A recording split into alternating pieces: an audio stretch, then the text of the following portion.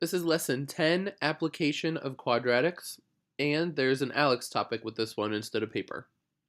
A ball is thrown straight up from 3 meters above the ground with a velocity of 14 meters per second. What is the maximum height and when does it hit the ground? So remember the maximum, if we drew a picture of this, the maximum would be that vertex, and it hits the ground at our x-intercepts. Well, we know lots of ways to find the vertex now. We could use that negative b over 2a to find where it is, the x value, and then the maximum height would be the y value, or we could complete the square, which we just did. Both are fine. I'm going to use the negative b over 2a. That gives me my x value. So my b is 14, so I want negative 14 over 2 times a. A is negative 5 in this case. So negative 14 over negative 10, and that's going to give me, if I simplify and divide both by 2, 7/5. Okay, or I could make it into a decimal. Then that's where the maximum height is, but that's not the actual maximum. That's in 7/5 of a second is when we reach the maximum height. So I'm going to convert it to a decimal. So 1.4, and then I'm going to plug in that 1.4 in for t, because that's seconds.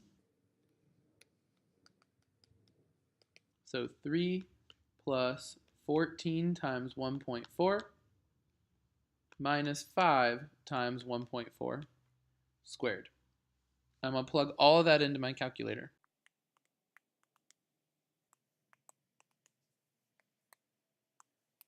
So 12.8.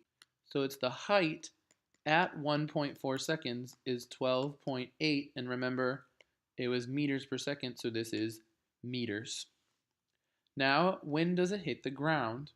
Well, when it hits the ground, the height is 0. So we want 0 equals 3 plus 14t minus 5t squared. Now to solve this, I can either factor it or use the quadratic formula. Since I had some decimals earlier, I'm going to use the quadratic formula because I don't know if it's going to work out factoring and I don't want to waste my time.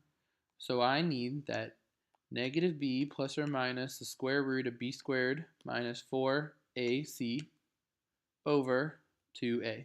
Well, b is 14, so I have negative 14 plus or minus 14 squared minus 4 times negative 5 times 3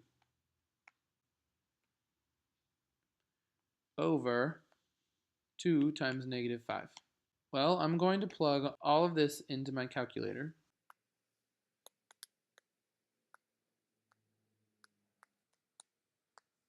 And this is 16. So I get negative 14 plus or minus 16 over, well, 2 times negative 5 is negative 10. So let's do the plus and the minus.